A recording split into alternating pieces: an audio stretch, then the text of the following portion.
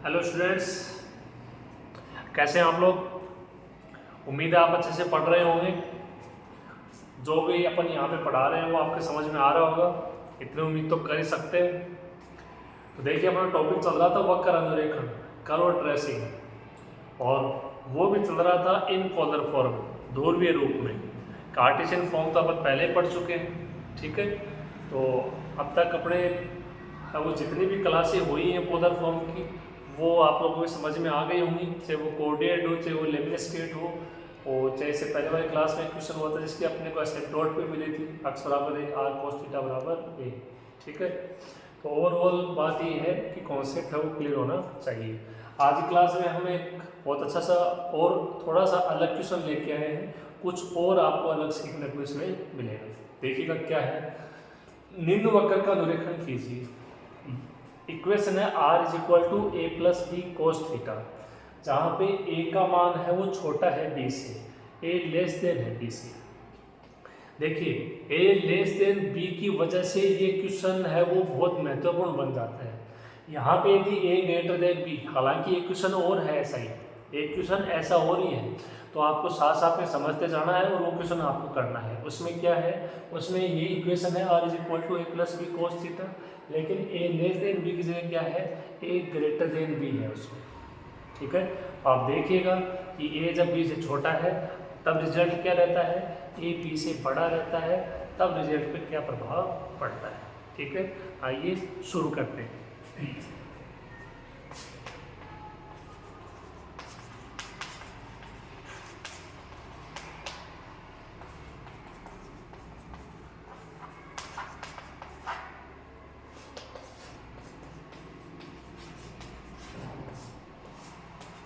वक्र का समीकरण क्या है, r is equal to a plus b cos theta, ठीक है। थीटा की जगह माइनस थीटा रखोगे तो इसमें कोई चेंज नहीं होगा, यानी ये प्रारंभिक रेखा के सापेक्ष क्या होगा, सममित होगा ये।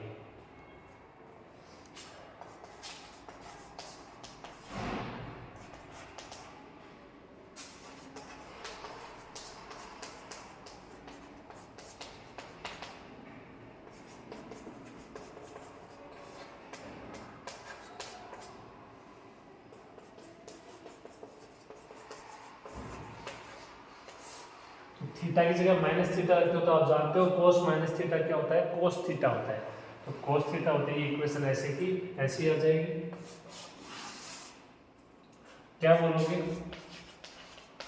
वक्र फर्स्ट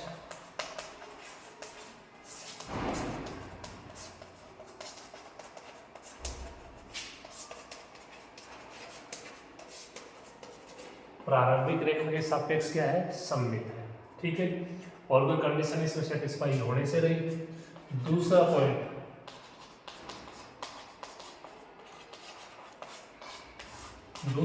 है ध्रुव पोल, और इसमें यही कंडीशन है वो इस क्वेश्चन को थोड़ा सा अलग बना देती है और क्वेश्चनों के मुकाबले। कैसे, देखो इसमें यहाँ पे ए और बी दो चीजें हैं और इन दोनों में तुलना हो रही है कि एक छोटा है दूसरा बड़ा है, ठीक है। इससे पहले वाले अपन ने जितने भी क्वेश्चन किए हैं तो आप थोड़ा सा उन पर गौर कीजिए, उनमें केवल एक ही मान था ए, और साफ साफ पता लग रहा था कि यार वो जीरो कहाँ पे हो रहा है, थीटा का मान क्या रख देगा, पाई है पाई बाई टू जो भी है, लेकिन यहाँ पे स्पष्ट नहीं हो पाएगा, ठीक है। यहाँ पे यदि आप कोस थीटा का मान जीरो ले भी आते हो तो भी ए तो रहेगा, समझ में आ रही बात। तो फिर ऐसा क्या मान रखा जाए कि आर का मान जीरो हो जाए, ठीक है। तो वो कोस इनवर्स के पदों में होगा, देखो क्या होगा।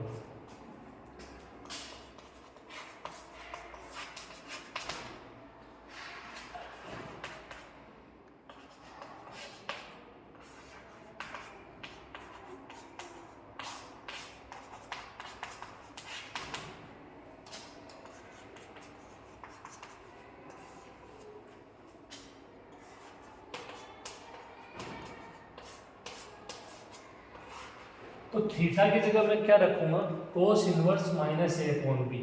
अब ये कहाँ से रखा, देखो थीटा की जगह कोस इनवर्स ए अपॉन बी रखोगे, कोस से कोस इनवर्स हट जाएगा, फिर क्या बचा minus a upon B, B से बी कैंसिल हो जाएगा और ए माइनस ए क्या हो जाएगा, जीरो हो जाएगा। देखिए आप रख के देख सकते हो इसको।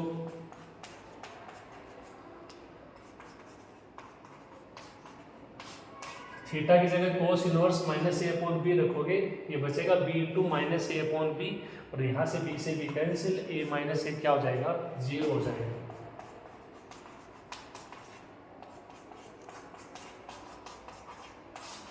इसका मतलब ये हुआ कि थीटा का ये जो मान है, थीटा का ये जो मान है, इस पे आर क्या हो रहा है, 0 हो रहा है। यानी वक्र है वो दूर से तो जाएगा, इतना तो तय है, इसमें तो कोई नहीं है। लेकिन थीटा का मान देखिए, ये कोई फिक्स मान नहीं है, जैसे π/4 हो गया, π/6 हो गया, पाई हो गया, कुछ भी हो गया, वैसे फिक्स नहीं है।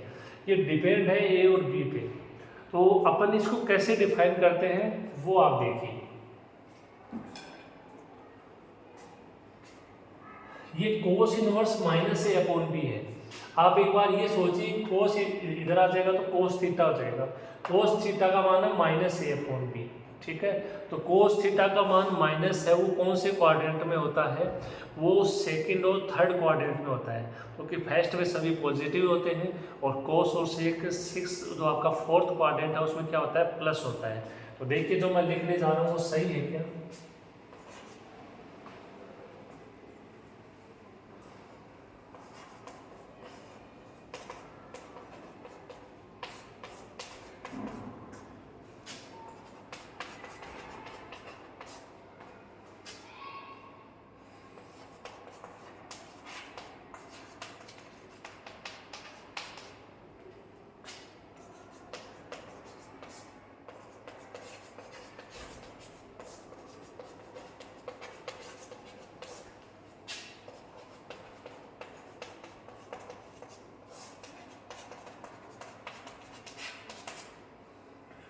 Theta is equal to cos inverse minus a upon b के, ये कह रहा है दो मान होंगे। दो मान कहाँ होंगे, थीटा इज इक्वल टू ये आपका 0 से 2 पाई के बीच, ठीक है। और वो कहाँ पे होंगे, सेकेंड और थर्ड क्वाड्रेंट में होंगे, द्वितीय और तृतीय चतुर्थांश में होंगे। तो 0 से 2 पाई के बीच आपका सेकेंड और थर्ड क्वाड्रेंट आ जाएगा, ठीक है, ये पूरा हो जाएगा। फर्स्ट और फोर्थ में होंगे नहीं, आपको मैंने बता दिया है, क्योंकि यहाँ से मान माइनस में है, ठीक है। ए और बी का जो भी मान हो, लेकिन मान माइनस में है। और कोस थीटा का मान आप यहाँ से समझ सकते हो, या यहाँ से ये मान समझ सकते हो, ये माइनस का मान है, तो माइनस का किस में होगा, या तो सेकंड में होगा या थर्ड क्वाड्रेंट में होगा, ठीक है। दो जगह हो सकता है ये, इसलिए इसके दो मान मैंने बोले हैं। एक मान होगा वो सेकेंड क्वाड्रेंट में, एक मान होगा वो थर्ड क्वाड्रेंट में। देखो अपन ने इसे पहले भी क्वेश्चन किया, थोड़ा सा आप याद करो, थोड़ा जोर डालो। लेमिनिस्केट वाला क्वेश्चन किया था, तो उसमें π/4 आया था, 3π/4 आया था, तो वो फर्स्ट क्वाड्रेंट में और सेकंड क्वाड्रेंट में तो था। तो इसकी लैंग्वेज के अकॉर्डिंग बोले तो वहाँ पे उसको बोल सकते हैं कि फर्स्ट क्वाड्रेंट और सेकंड क्वाड्रेंट, ठीक है। बस लैंग्वेज का फर्क है, बाकी चीज़ें वही है। वहाँ पे वो फिक्स हो गई कि भाई π/4 है, 3π/4 है। यहाँ पे ये फिक्स नहीं है आपका कोस inverse minus a upon B, लेकिन इतना फिक्स है कि होगा कहाँ, सेकेंड और थर्ड क्वाड्रेंट में। अब कुछ भी हो सकता है, सेकेंड क्वाड्रेंट का क्या मतलब, वो 90 से 180 के बीच में, अब ये कुछ भी हो सकता है, 120, 130, 150, 160, कुछ भी हो सकता है। थर्ड क्वाड्रेंट का मतलब 180 से 270, तो ये भी कुछ हो सकता है, 240 हो गया, 250 हो गया, समझ रहे हो आपको, 190 हो गया, 210 हो गया, कुछ भी हो सकता है। तो समझने वाली बात यह है कि यहाँ पे थीटा को एकदम वेल डिफाइन तो नहीं कर पाएंगे, लेकिन ये जरूर डिफाइन कर पाएंगे कि वो है कहाँ, ठीक है। यानी थीटा की यहाँ पे दो वैल्यू हो जाएंगी, थीटा की यहाँ पे दो वैल्यू हो जाएंगे, जिसके लिए आर क्या होगा, 0 होगा। समझने वाली बात ही है, ओके। करो।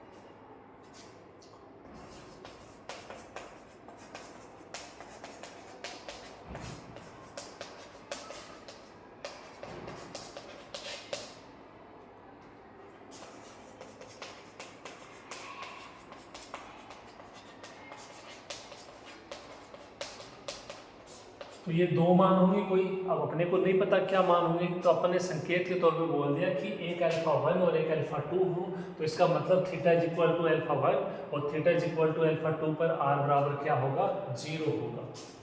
इसका क्या मतलब हुआ, इसका मतलब ये कि वक्र एस्ट है वो ध्रुव से होके गुजरता है, वो ध्रुव से होकर गुजरता है तथा theta is equal to alpha 1, theta is equal to alpha 2। ये क्या है, ये ध्रुव पर स्पर्शी है।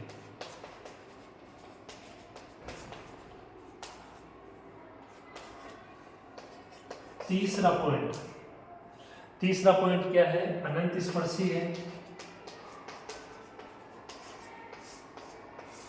तो ये दूसरा पॉइंट आपका थोड़ा सा अलग था, अलग तो आप इसको इस तौर पे बोल सकते हो कि थीटा का मान फिक्स नहीं है, अल्फा 1 अल्फा 2 कुछ भी हो सकते हैं, बस समझना ये है कि ये होंगे कहाँ पे, इस सेकंड और थर्ड क्वाड्रेंट में होंगे। ओके,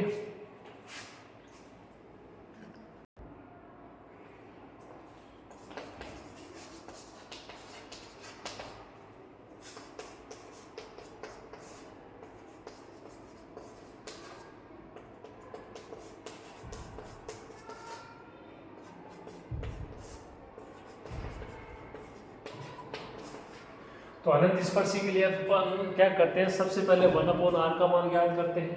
r का मान है a plus b cos theta, तो 1/r का मान हो गया 1/a plus b cos theta.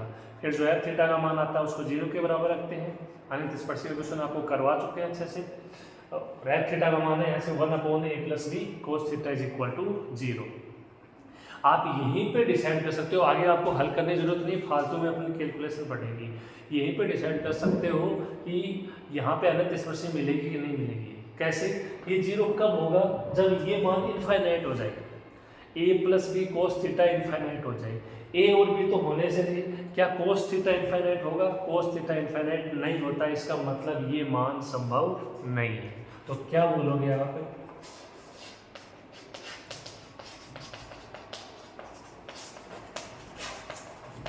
जो कि संभव नहीं है। क्या संभव नहीं है कि 1/a plus b cos theta is equal to 0 हो जाए।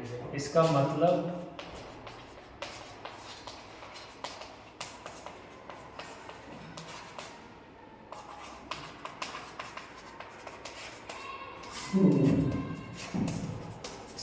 ये है कि वक्रफेस्ट की कोई भी अनंत स्पर्शी नहीं है। चौथा पॉइंट है आपका बिंदु, और ये बिंदु आपका r is equal to a plus b cos theta से ही आएगा।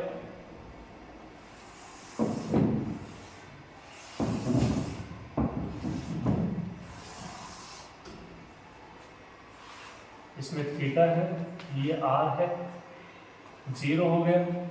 इसमें 0 से 2 पाई तक लेना है, तो अपन कुछ वैल्यू ले लेते हैं जो बीच वाली है और कुछ वैल्यू छोड़ देंगे इसमें। देखो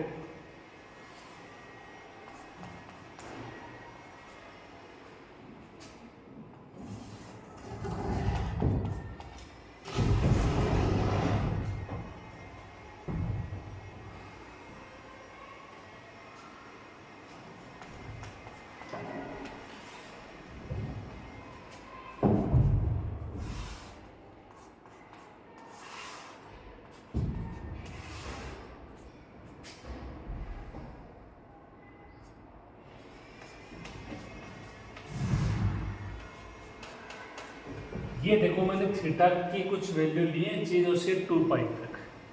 अब इसमें समझना क्या है आपको, देखो 0 ये 60 डिग्री हो गया आपका π/3। आप इससे पहले 45 और तो 30 है उसको भी ले सकते थे, लेकिन चूंकि अपन यहाँ पे 2 पाई तक ले रहे हैं तो इसलिए मैंने थोड़े से मान है वो नहीं दिया। आप चाहो तो ले सकते हो, इंडेक्स और बड़ी हो जाएगी, उससे कोई फर्क नहीं पड़ता है। देखना ये है कि r का मान किस हिसाब से बिहेव करता है बस। तो ये आपका 60 डिग्री हो गया, ये 90 हो गया, ये 2π/3 तो ये कितना हो जाएगा 120 हो जाएगा। ये अल्फा 1 हो गया, ये पाई हो गया। अब सोचो अल्फा 1 है वो यहीं पे क्यों लिया है, क्योंकि अल्फा 1 अपन क्या बोल रहे हैं कि ये सेकंड क्वाड्रेंट में है, यानी 90 से या 180 के बीच में है, ठीक है। और अल्फा 2 कहाँ पे है, ये 180 से आपका, ठीक है, 270 के बीच है। तो ये 3π/2 कितना हो जाएगा 270 हो जाएगा ये। ठीक है, और लास्ट में क्या है 2 पाई। तो ये अल्फा 1 और अल्फा 2 इन पे तो फिक्स है कि आर का मान कितना है 0 है, ये अपन बोल रहे हैं, ठीक है। औरों पे अब ज्ञात कर देते हैं। थीटा का मान यदि 0 रखते हो तो cos 0 1 हो जाएगा, आर का मान हो जाएगा a प्लस बी, ठीक है।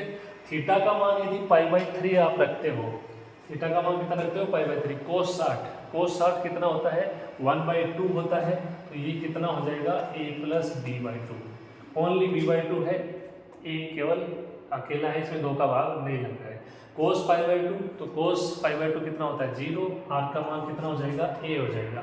आप देख सकते हो ये मान धीरे धीरे कम हो रहा है, पहले a प्लस b था, फिर b में 2 का भाग लग गया, जाहिर सी बात है कम होगा, अब की बार b हट गया, केवल a बचा है और कम हो गया। 2π/3 तो cos 120, सोचिए थोड़ा cos 120 का मान क्या होता है, cos 120 को क्या लिख सकते हो cos 90 प्लस 30, तो चेंज होगा ये sin 30 हो जाएगा, और cos होता है वो क्या होता है नेगेटिव होता है सेकंड में, तो माइनस sin 30 यानी -1/2 हो जाएगा। ये -1/2 होगा तो ये मान कितना हो जाएगा a माइनस b/2, ठीक है। अल्फा 1 पे 0 हो ही गया, क्योंकि अल्फा 1 क्या है, अल्फा 1 अपन ने थीटा का कोई मान बोला है, अपने को पता है 2 मान है, क्या है ये नहीं पता इसलिए सिंबल ले लिया, एक सेकेंड क्वाड्रेंट में होगा एक थर्ड क्वाड्रेंट में होगा, जिनके लिए r क्या है 0 है। cos पाई क्या हो जाएगा -1, तो ये हो जाएगा a माइनस बी। cos 270 ये 3π/2, तो थोड़ा सोचिए क्या होगा cos 180 प्लस 90, ठीक है, 180 वाले पे चेंज होगा नहीं, लेकिन cos 90 क्या होता है 0 होता है आपका, ठीक है। तो ये 0 होते ही आपका मान फिर से a बचेगा। cos 2π तो 2π 1 होता है, ये फिर से क्या आ जाएगा a प्लस बी आ जाएगा। ये आपकी इंडेक्स बन गई। आप देख सकते हो r के मान किस हिसाब से बिहेव कर रहे हैं, a प्लस बी से a तक जा रहा है, फिर a माइनस b/2 और कम हो रहा है, फिर 0 हो गया, ठीक है, फिर a माइनस बी, फिर 0 हो गया, फिर a, और फिर वापस उसी मान पे आ गया a प्लस बी पर, ठीक है। ये आपका चौथा पॉइंट है, ओके। 2 पॉइंट और हैं छोटे छोटे, उनको और करते हैं, इतना लिखो आप।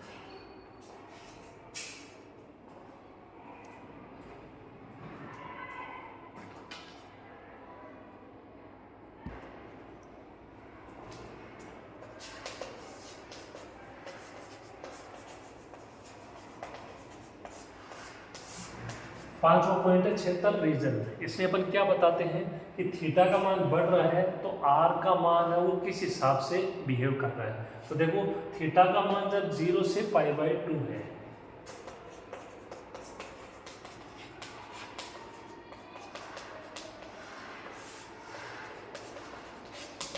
तो आर का मान क्या है, आर का मान है वो आप देख सकते हो कि a प्लस बी से आर का मान a है 0 से π/2 तक, यानी r के मान में कमी हो रही है, सीधी सी बात है, ठीक है। लेकिन देखो फिर जो आपका π/2, देखो इसी वजह मैंने 2π/3 लिखा है, जो 0 मान है वो आपने क्या बोला सेकेंड क्वाड्रेंट में है, α1 थीटा इज इक्वल टू α1 वो मान है जहाँ पे r का मान क्या है 0, वो सेकेंड क्वाड्रेंट में है। सेकेंड क्वाड्रेंट में है इसका मतलब वो आपका 90 से 180 के बीच में इतना तय है, लेकिन इससे और क्लोज जा सकते हैं। देखो 180 में ये मान, 120 में ये मान आ रहा है, मतलब वो 120 से 180 के बीच में है, यानी 90 से 120 के बीच में नहीं होगा वो मान, इतना आप देख सकते हो। तो आप इसको चाहो तो 90 से 180 के बीच बोल दो, चाहो तो 120 से 180 के बीच बोल दो, ठीक है।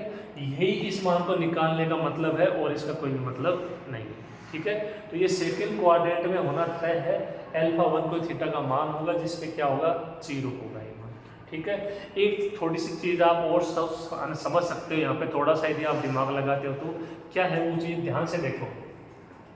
आप देखो जो पाई है इसके मान को आप ऐसा भी लिख लेना, माइनस कॉमन लेके बी माइनस ए माइनस बी को क्या लिख सकते हो, माइनस कॉमन ले लिया बी माइनस ए, ठीक है, क्योंकि बी बड़ा है ए से। ओके, तो इससे ये पता लग जाएगा कि ये मान कैसा है, बी बड़ा है इसे, तो ये माइनस में मान है, ठीक है, ये प्लस में मान है आपका। तो देखो प्लस से माइनस में जाओगे, आप थोड़ी सी कॉमन सेंस लगाइए, क्या क्या आप ना प्लस से माइनस की ओर जाओगे बीच में जीरो नहीं आएगा, बीच में जीरो जरूर आएगा। ये देखो आप माइनस से प्लस पे जा रहे हो, माइनस से वापस प्लस पे आओगे, क्या बीच में जीरो नहीं आएगा, जरूर जीरो आएगा। थोड़ा सा कॉमन रूप में भी सोचोगे ना तो भी ये समझ में आ जाएगा कि जीरो तो होना ही है। प्लस से माइनस जाएंगे बीच में जीरो आना है, माइनस से प्लस जाएंगे तो भी बीच में जीरो आना है, ठीक है बात।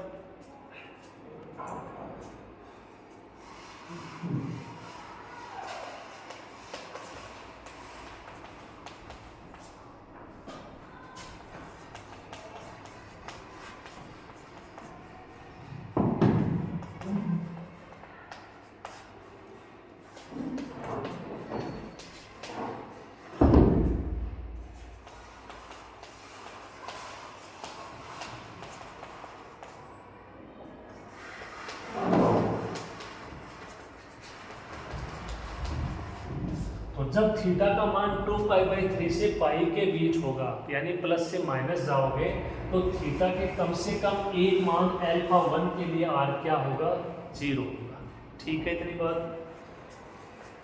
तो आर का मान a+b से a बता दिया, ठीक है।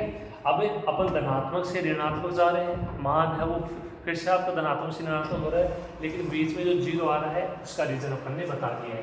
तो इसमें थोड़ा सा ये अल्फा 1 अल्फा 2 ये आपके लिए नई चीज़ हो सकती है, लेकिन ये समझ में आ जाएगा, इतना मुश्किल नहीं है।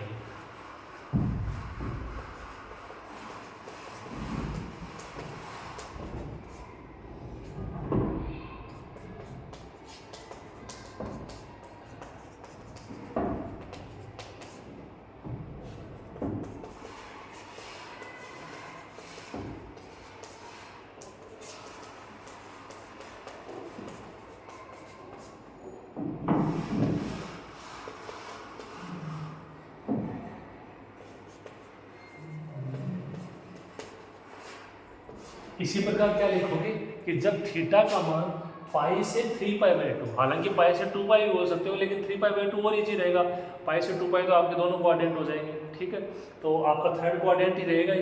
तो पाई से 3π/2 के बीच, यानी माइनस से प्लस के बीच में जा रहे हैं, तब भी ये 0 आना है।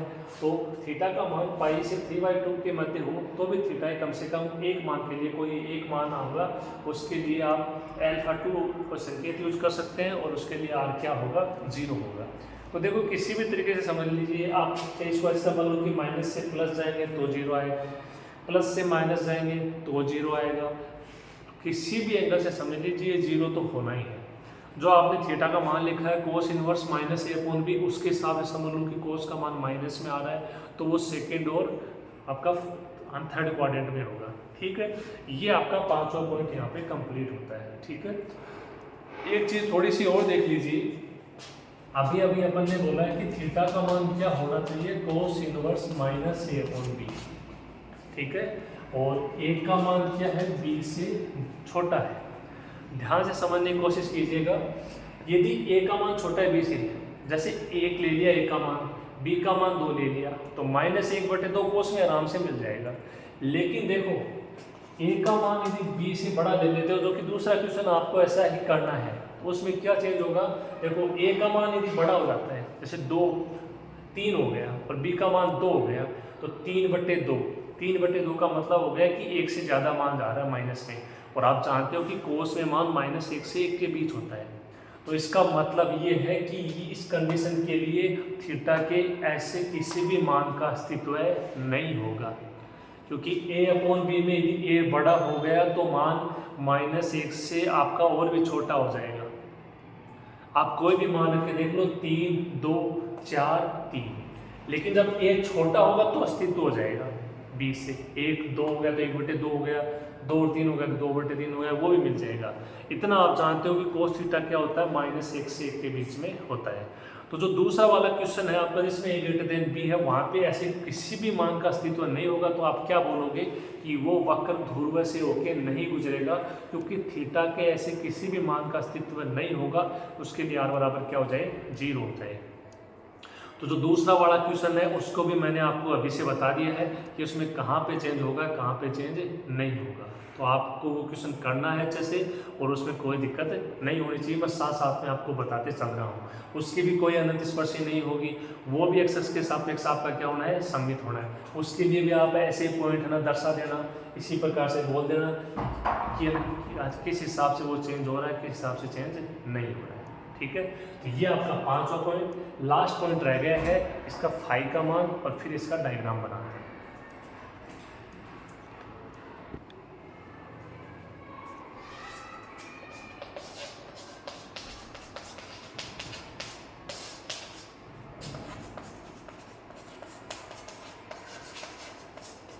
टेन फाई का मान क्या होगा, r d theta by d are.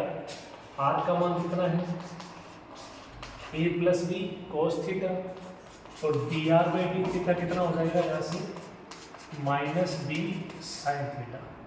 D r by d theta कितना हो जाएगा, माइनस बी साइन थीटा। तो d theta by d r कितना हो जाएगा, इसका उल्टा हो जाएगा, माइनस 1/b साइन थीटा।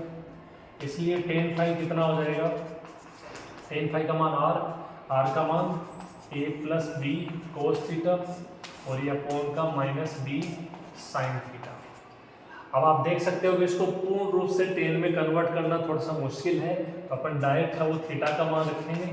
तो यदि थीटा का मान क्या हो, पाई थीटा इज इक्वल टू 0 हो, थीटा इज इक्वल टू 0 होगा, तो टेन फाई का मान क्या होगा, इसमें सोचो, कोस 0 1, ये साइन 0 0 हो जाएगा, और ये 0 होते टेन फाई वो इनफाइनाइट की ओर चला जाएगा, टेन फाई वो इसकी ओर चला जाएगा, इनफाइनाइट की ओर चला जाएगा। ठीक है, सो इनफाइनाइट नहीं माइनस इनफाइनाइट, यहाँ पे माइनस भी है इसमें साथ में, तो ये माइनस इनफाइनाइट हो जाएगा। तो फाई का मान कैसा हो जाएगा, फाई का मान हो जाएगा माइनस पाई बाई 2। ठीक है, क्योंकि आप जानते हो कि इनफाइनाइट कहाँ पे होता है, टेन पाई बाई 2 पे होता है, माइनस इनफाइनाइट है, तो ten minus pi by 2, ten minus theta क्या होता है, माइनस टेन थीटा, तो टेन माइनस पाई बाई 2 का मान minus ten pi by 2, ten minus infinite. ठीक है, इसकी वजह से। ठीक है, ये आपके मान कोई ना कोई निकल आएंगे, लेकिन अपोन में 0 है, इनफाइनाइट हो जाएगा, माइनस इनफाइनाइट हो जाएगा, फाई का मान माइनस पाई बाई 2, कहाँ पर, थीटा इज इक्वल टू 0 पर। ठीक है, ये आपका छठा पॉइंट फाई का मान। अब केवल इसका डायग्राम बनाना बाकी है, लिख लीजिए इसको ध्यान से। ये यहाँ पे थोड़ी लैंग्वेज ठीक से लिखना कि थीटा के एक मान अल्फा 1 के लिए, थीटा के एक मान अल्फा 2 के लिए, एक मान अल्फा 1 है वो 2 पाई बाई 3 से पाई के मध्य होगा, हालांकि आप इसको पाई बाई 2 के मध्य में लिख सकते हो, और ये पाई से 3 पाई बाई 2, 180 से 270 के मध्य, 120 से 180 के मध्य। हालांकि आप इसको 90 से 180 के बीच में लिखते हो, लेकिन इंडेक्स से देख सकते हो कि 120 पे कोई मान आ रहा है, तो वो मान 120 से 180 के बीच में आपको मिल जाएगा। ठीक है, लिख लीजिए इसे।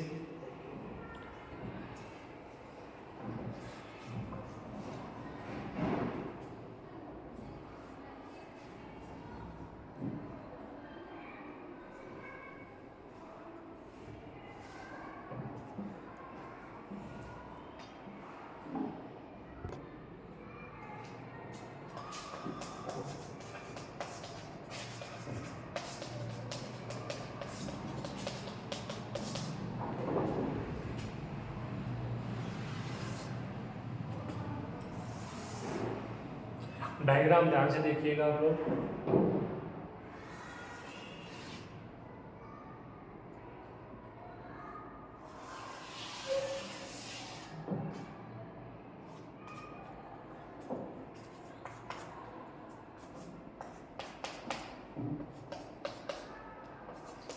डायग्राम आपको ध्यान से समझना। देखो, इस लूप को छोड़ दे तो एक कोऑर्डिनेट जैसा लगेगा, अंदर एक लूप भी है।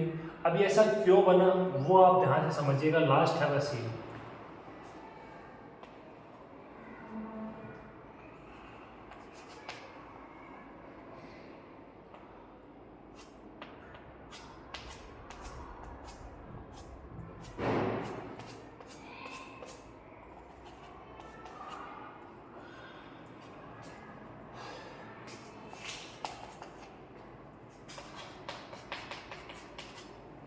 देखो ध्यान से देखिएगा, पहली कंडीशन कि वक्र क्या है, अक्ष के सापेक्ष सममित है। तो आप चाहे इसको देख लो चाहे ये बड़े वाले को देख लो, दोनों अक्ष के सापेक्ष क्या है, सममित है। ये ऐसा क्यों बना, ये भी आपको एक एक स्टेप में समझाऊंगा, ध्यान से आप समझिएगा।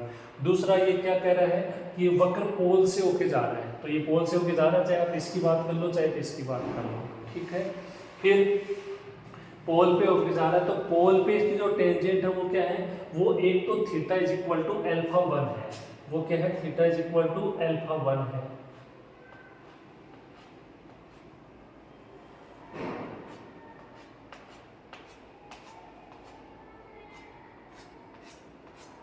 एक तो ये इसकी स्पर्श रेखा हो गई, एक क्या हो जाएगी, एक ये हो जाएगी,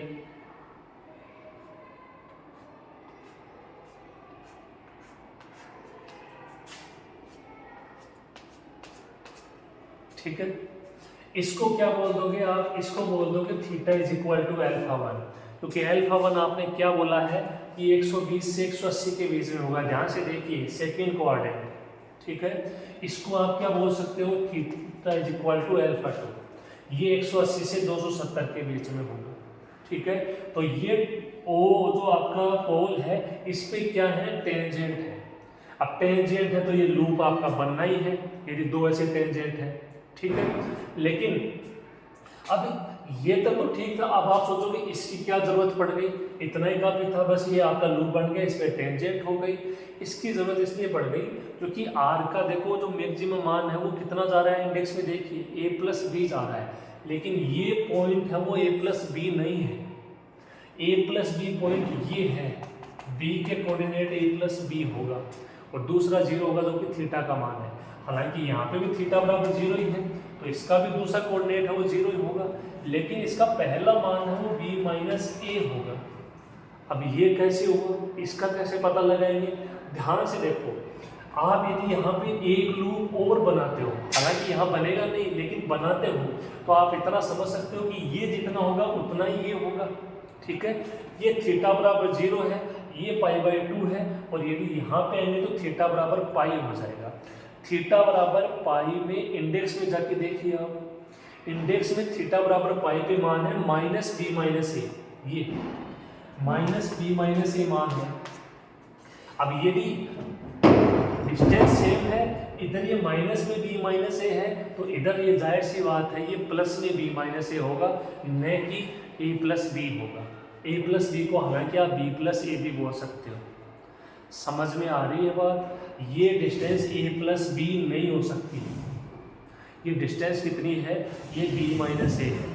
इस तरीके से आप समझ सकते हो, ये भी एक लूप और बने यहाँ पे, इतनी डिस्टेंस उसमें और हो, वो आप समझ सकते हो कि थीटा इज इक्वल टू पाई के लिए आर की वैल्यू है -b-a। तो जो पाई होगा वो आपका कब बनेगा, ऐसा एंगल होगा तो ये 0 हो गया, ये π/2 हो गया, ये पाई हो जाएगा यहाँ पे, ठीक है। उस पाई के लिए आर का मान कितना है, -b-a। इंडेक्स में देखिए ये माइनस में है तो ये प्लस हो जाए, क्योंकि डिस्टेंस तो सेम है, तो ये डिस्टेंस होगी b-a r, और थीटा का मान क्या है, 0, ठीक है। लेकिन जब ये थीटा बराबर 0 है, उस पर देखिए आप a+b है, ठीक है बात को, और जो आपका थीटा बराबर 2π है यहाँ पे, तब भी आप देख सकते हो आर का मान कितना है, a+b है। तो इस कारण ये वक्र आपका और बनेगा। ये जो टेंजेंट है इनके कारण ये लूप बन गया, लेकिन लूप जहाँ पे खत्म होता है वो डिस्टेंस a+b नहीं है, a+b दर्शाने के लिए आपको ये और करना पड़ेगा, ठीक है। और ये इसमें कोई आपकी टेंजेंट हो गई, ये रेडिकल लाइन, इसके बीच का एंगल क्या हो जाएगा, फाई हो जाएगा, जो कि क्या है -π/2, तो वो इसकी विपरीत साइड में हो जाएगा, ठीक है बात। तो ये आपका क्वेश्चन था, ओके। अब आपको बिल्कुल ऐसा ही क्वेश्चन करना है, मैं क्वेश्चन लिख रहा हूँ।